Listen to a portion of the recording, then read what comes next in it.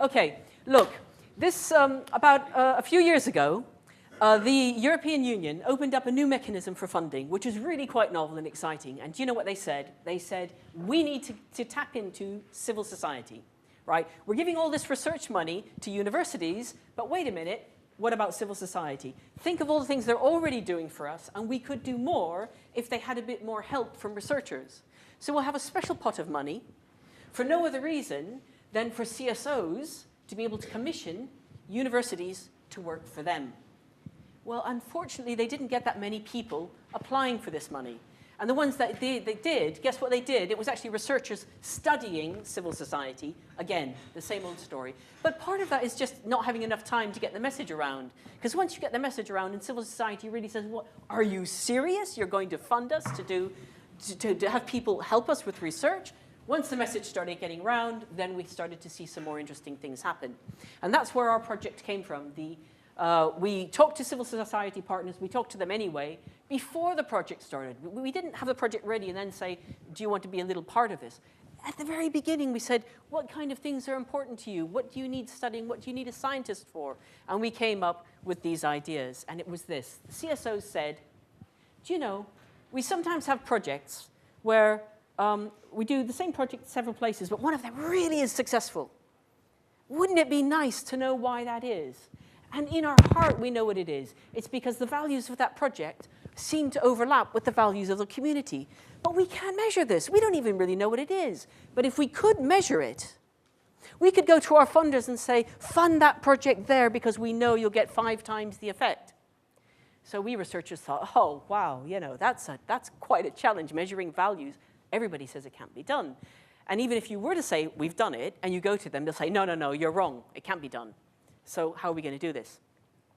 Well, we have in our consortium the European Baha'i Business Forum, the Earth Charter, People's Theatre, which is the small theatre group you're going to see in action in a moment, and quick, help me with the other. Alliance of Religions and Conservation. And with such a diverse group of CSOs, we came up with this project. Now, here we go. We're going to find some way over 2 years to measure values. We're not going to start with the textbooks and the theory and the psychology and social sciences papers and journals. We're going to start in the field where it's happening. We're going to ask CSOs what's important to them, and then go back and refer it to all those journals. So we started thinking about what information we needed, and guess what? Just in values.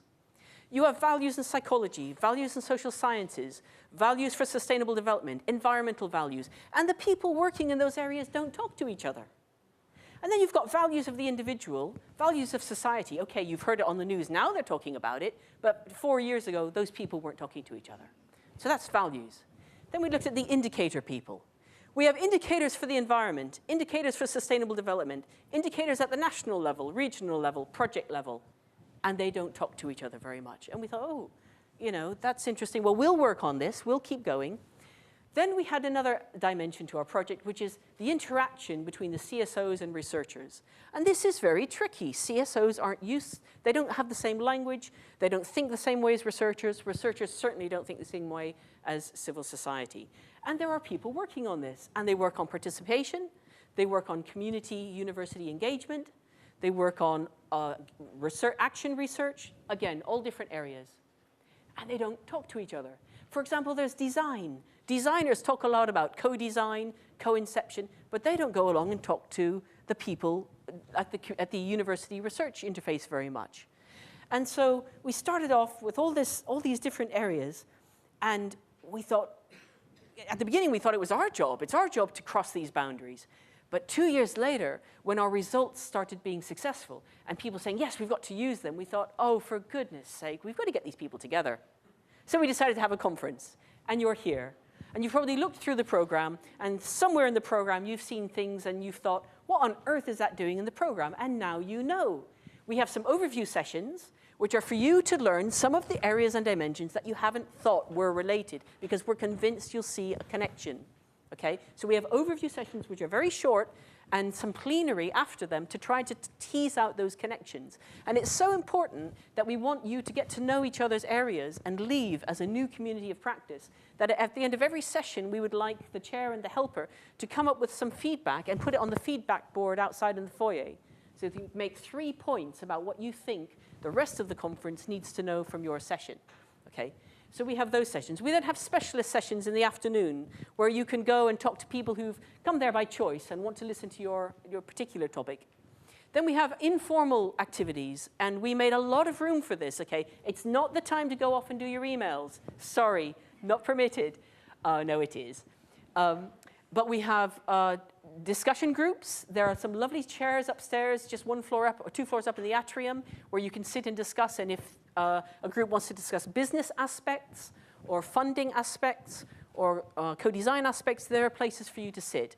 We also have some sessions where you can learn in the afternoon about how the We Value indicator system that we've developed as our project works in detail, because it's been very successful, and we'll tell you more about that a little bit later in the morning. And then in the informal sessions, some of the delegates have said, we'd actually like to try to get some real indicators for this real project that we're very stuck on. Can we do it while we're at the conference? I said, why not? We'll have a case study. So those of you that in the informal session want to get together and actually say, all right, World Health Organization, let's see what your problem is. Let's see if we can come up with some indicators for you. There'll be some sessions for that. Okay, so there's lots of room for you to talk and discuss with each other. And the purpose is that at the end of this conference, you will leave as a new community of interest, hopefully a community of practice. And that's what we'd like to see by the end of the conference. Thank you very much.